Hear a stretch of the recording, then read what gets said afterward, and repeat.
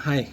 All right. So, picking up the story in Auglu on the island with Casper and Mina and Pablo.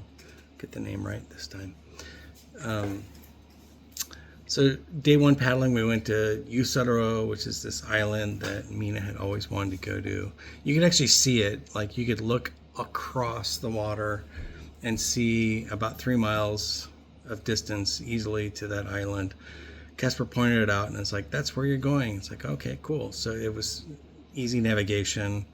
There was an open water crossing with boats that came by, like, motorboats, fishing boats that were moving pretty fast, and you had to like time your crossing, and it wasn't tricky. Like, I've definitely dealt with bigger boat waves and wakes and issues, but you had to think about it a little bit. So did that on that day, came home, had the ceremony with the bugle and the bear flag, and I ended up telling Casper and the crew the story of the bear flag revolt in California, and the weird history where for like 17 days California belonged to a group of ragtag fucking crazy people that decided that they were gonna like intercede when Mexico was vulnerable and America hadn't quite figured out if it wanted California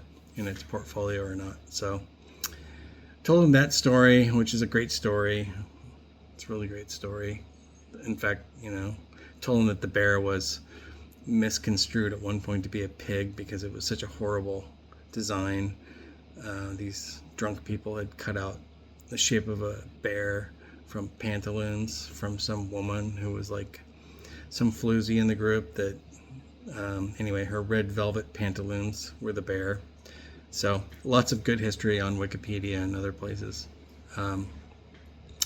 So that story aside, it was a wonderful evening. We walked across the island and checked out where Casper's brother-in-law and sister had parked their boat, and we hung out and had a drink on their boat and chatted, talked about politics and life, and just like chilled out, travel, and yeah, it was just like super easy. Great people, could easily spend a lot of time with this crew. Just fun, smart, interesting, easy people. So woke up the next morning and Mina and I were like, let's go do something else. Let's paddle somewhere else. And so we had decided to explore a national park area that was pretty close by, like 3 kilometers away, and multiple islands, and one or two of the islands we could circle and go inside and check out and walk around. So we did that. We ended up doing laps around one of the islands because it was just so cool. So many little entrances and lagoons and places you could beach and walk into the island. Did a really cool nature trail hike around the island. Lots of photos from that.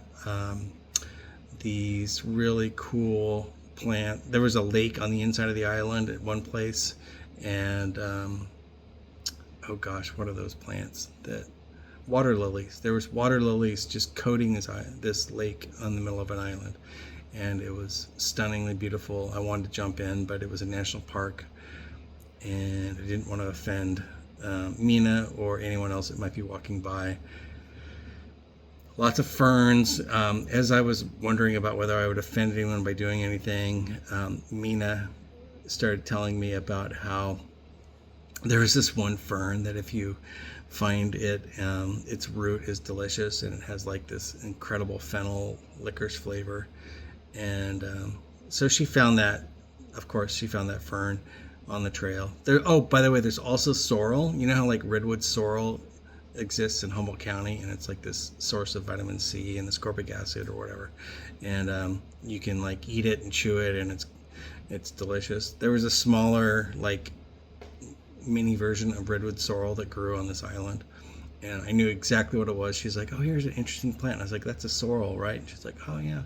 So but going back to the fern, she ended up plucking one of those and harvesting it. And so then I regretted my decision about not swimming, and I probably should have. But anyway, that's all.